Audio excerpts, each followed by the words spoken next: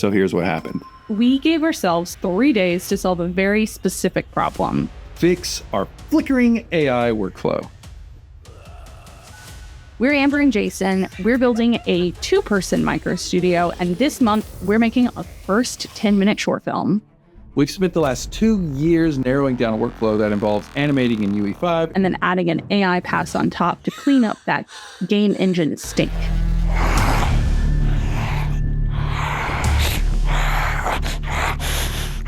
Unfortunately, the way we've been doing it still has a lot of flicker. So the plan this week was to figure out how to get rid of that flicker, transfer a realistic look to our Unreal Engine 5 renders, and lock in how we're going to pull off a pretty ambitious short film in less than 3 weeks.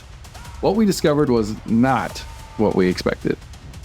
No team, no budget, just us, comfy UI, and a lot of trial and error. Day 1 was all optimism. I ran a few workflows, got one to sort of work, but the output looked like garbage. We kept getting artifacts, glitches. Flicker was still there. There's progress, but not the kind of progress I wanted. So day 2 was when we realized that the WAN Fun and Vace workflows weren't doing what we thought they were doing. All the workflows I tried relied heavily on depth anything. In a lot of our results, the depth control net gave us flickery, mushy backgrounds and oddly contrasty results. We kept testing, and eventually Goshny and MDMZ's tutorials were A+ material. Good job. We got flicker-free results, but they looked more like animated cartoons than realistic film. By the end of day 2, we hypothesized that maybe we could build a workflow where we could just skip a step and feed an Unreal Engine depth map directly into the workflows. But we were also worrying that maybe realism wasn't possible. Everything's broken. Everything is broken. Jason's Unreal struggling. Engine keeps crashing. I had to just start from scratch. It should take 5 minutes. It's taken 5 hours. It's crazy. On my end, I have broken Comfy UI, so we will be reinstalling it and crossing our fingers. But in the very last hour, literally after dinner, we cracked it. Amber cracked it.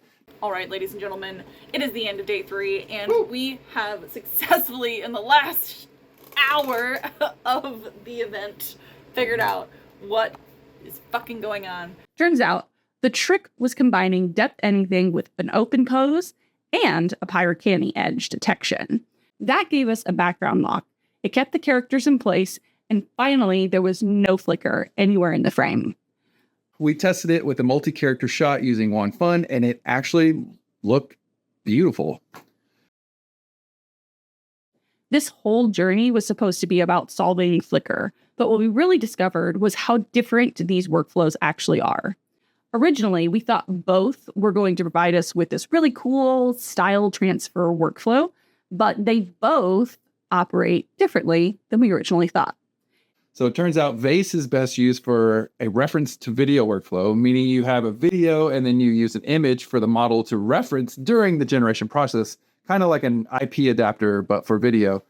WAN Fun was better for the frame-to-frame workflow that we were looking for, meaning I input a video, I give it that first frame reference, and it does a great job of transferring that style over.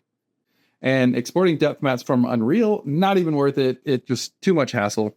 But the canny trick works. And now we have a frame-to-frame workflow that's replicatable, and we think, hopefully, will get us through this next project. Next week, we start pre-production for our short film.